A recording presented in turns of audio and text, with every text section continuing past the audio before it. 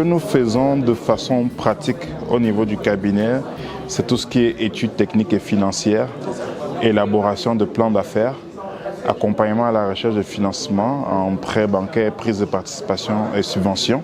C'est de l'assistance technique et l'accompagnement depuis l'idée du projet jusqu'à l'implémentation du projet.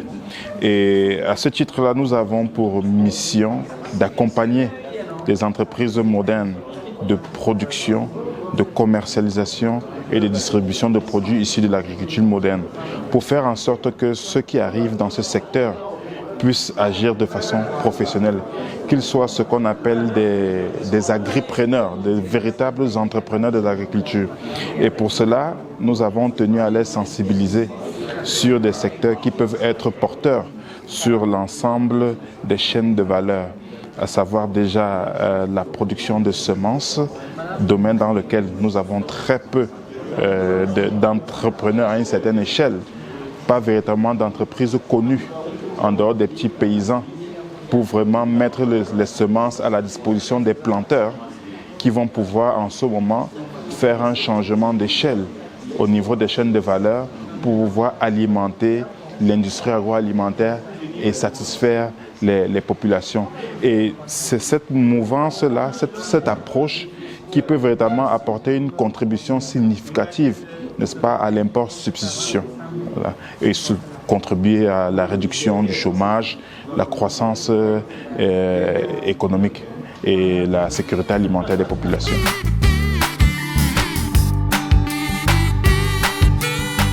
Dans la plupart des filières agricoles, on a une offre qui est inférieure à la demande. Et si vous voyez des prix qui sont élevés sur le marché, c'est parce que la production elle est faible. Donc il y a des secteurs comme la banane plantain, le manioc, le palmier à huile, l'ananas.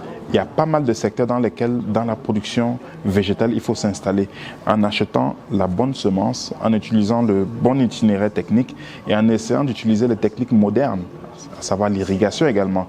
Je le dis pourquoi? Parce que, comme je le disais, vaut mieux avoir 10 hectares et faire 20 tonnes à l'hectare sur une culture comme le plantain que d'avoir 100 hectares et faire 4 tonnes à l'hectare.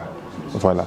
Donc l'essentiel, c'est d'avoir un rendement élevé sur des superficies limitées, d'autant plus qu'il y a parfois des problèmes d'acquisition foncière. Donc le plus important, c'est d'utiliser les technologies de pointe au moment d'implémenter son projet et de dimensionner son projet en fonction de ses moyens.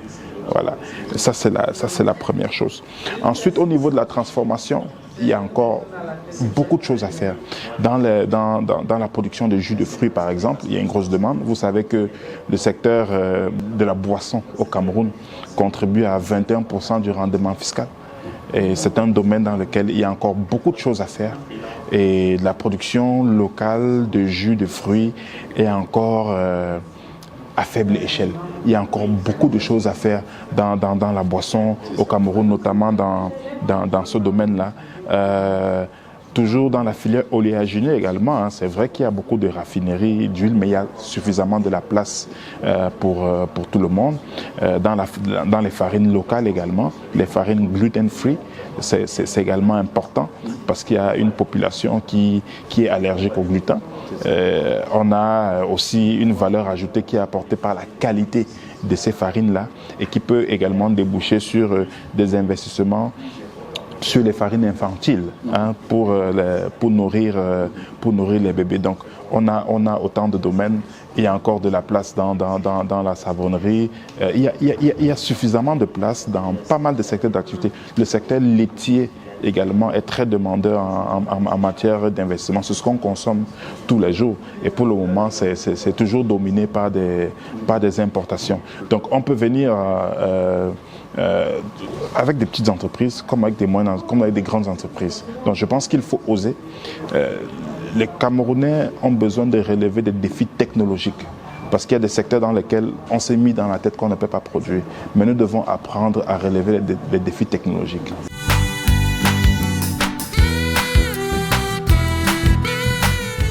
Il y a d'abord les leviers budgétaires sur lesquels il faut s'appuyer en mettant en œuvre les accords de Maputo, consacrer 10% de la part de budget à l'alimentation. Deuxième chose, ce sont des appuis directs en diversifiant les modalités de financement, les options de financement. à savoir la création d'un fonds d'investissement, un fonds souverain qui pourrait agir dans le capital amorçage, le capital développement, le capital risque, pour apporter des fonds propres aux entreprises qui veulent se développer, pour apporter des produits de garantie pour des banques, pour des entreprises, et pour apporter des prêts à long terme pour ce secteur spécifiquement. Parce qu'on pense que c'est le secteur qui peut être un gros vivier d'emploi, un gros vivier d'import-substitution et autres. Donc la première chose, c'est ces fonds-là. La deuxième chose, c'est l'orientation des fonds communs de placement qui se développent. Utiliser également le marché financier. Faire en sorte qu'il y ait des fonds communs de placement qui soient orientés vers l'investissement productif, dont l'agro-industrie. Et on pourrait également capter l'épargne de la diaspora pour les placer dans ces fonds-là et les orienter. Ce seraient des fonds d'impact. Et ce sont des espaces qui sont bien sécurisés, contrôlés par la COSUMAF et autres. Je pense qu'on a beaucoup de sociétés, il y a beaucoup de Camerounais qui le font très bien. Ce sont des investissements qui sont assez sécurisés. Mais moi, je pense qu'aujourd'hui, qu'il faut orienter cette épargne vers des investissements productifs qui pourraient véritablement permettre d'apporter des changements dans la filière, dans l'agro-industrie. Il faut également réserver des espaces dans les zones économiques spéciales pour la diaspora, créer des zones économiques spéciales, notamment au port de Kribi, au port de Douala, dans des zones qui soient propices à l'épanouissement de ces entreprises-là, pour qu'ils travaillent sur des technologies de pointe, qu'ils puissent à la fois alimenter le marché local et alimenter l'export. Il faut une régulation forte sur l'exportation des matières premières. On a pris l'exemple de la filière cacao, dans laquelle on a des broyeurs qui parfois n'ont pas de matières premières alors que nous exportons des fèves. Donc il faut une régulation dans ce secteur pour limiter les exportations, qu'on s'assure qu'on arrive à satisfaire nos broyeurs, qu'on arrive à aller plus loin dans la transformation, à arriver jusqu'au chocolat, qu'on arrive à faire en sorte qu'on limite véritablement les exportations de matières premières. Par ailleurs, on a également suggéré d'orienter nos sociétés de développement dédiées à l'agriculture vers la production d'aliments qui soient consommés par les Camerounais et qui puissent satisfaire les besoins en matières premières des industries agroalimentaires camerounaises, comme la CDC par exemple. Voilà. Donc il faut vraiment y aller. On peut passer à l'industrie sur la patate, sur la banane plantain, sur le manioc et autres, tout en respectant les contraintes environnementales, les contraintes de durabilité et autres. Mais on doit pouvoir passer à un autre cap pour pouvoir résoudre les problèmes de sécurité alimentaire, d'emploi et autres dans notre pays. Sur le plan institutionnel également, on a constaté que les projets de développement sont logés dans des programmes qui dépendent de ministères. Il est important pour notre pays de créer une agence d'exécution de projets qui soit forte, une agence de développement forte, avec des compétences fortes pour pouvoir gérer ces projets-là, un peu sur le modèle de ce que les Nations Unies ont fait avec l'UNOPS. Voilà. Donc, on peut laisser la responsabilité aux politiques de concevoir les projets, de mobiliser les fonds. Maintenant, il y a d'autres gens qui sont capables de déployer ces fonds-là. Il y a d'autres compétences pour pouvoir le faire, pour rendre les actions assez efficaces. Parce que, à notre avis, les options politiques, elles sont très bonnes, mais c'est dans l'exécution que parfois ça traîne un peu.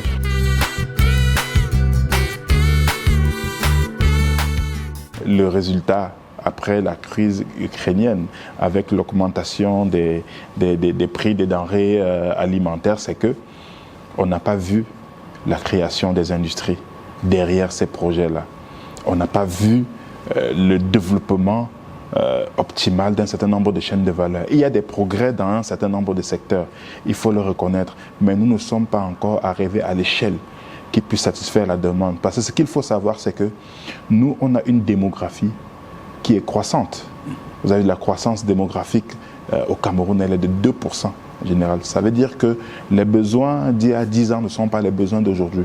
Il faut pouvoir nourrir ces populations-là. Et pour cela, pour tenir le cap, il va falloir implémenter un peu plus rapidement ces projets, impulser la création d'industries locales qui puissent satisfaire la demande, impulser le développement industriel des chaînes de valeur qui vont dans le sens de la satisfaction des consommateurs et de la baisse des prix sur le marché, ce qui est vraiment essentiel parce que notre souveraineté dépend également de notre capacité à nourrir nos populations.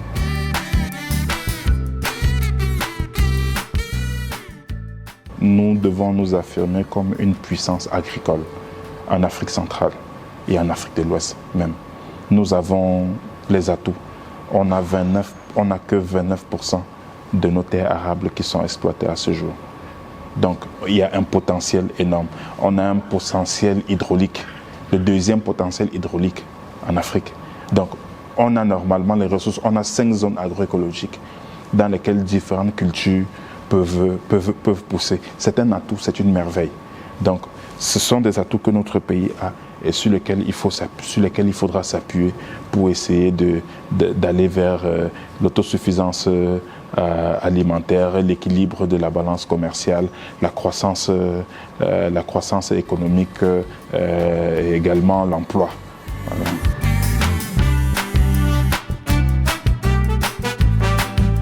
Aujourd'hui, on a la rareté des conteneurs, la cherté des conteneurs, le fret maritime qui est devenu cher, les matières premières qui sont chères. Il y a beaucoup de crises. Alors, c'est important, c'est très important pour les grandes entreprises de faire des manœuvres stratégiques visant à faire du sourcing local, visant à aller vers la diversification de leur activité. Et je pense que cette industrie-là doit être suivie par les autres, tels que les meuniers par exemple.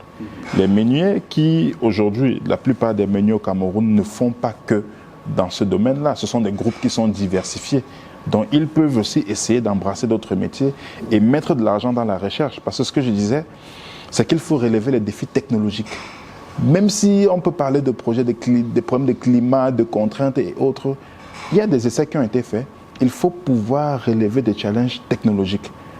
La recherche est là pour ça, les entreprises également sont là pour ça. Huawei, par exemple, consacre 25% de son chiffre d'affaires à la recherche. Pourquoi est-ce que ceux qui sont sur place ne comprennent pas qu'il faut également aller dans la recherche-développement, aller dans l'innovation pour pouvoir pérenniser leurs activités?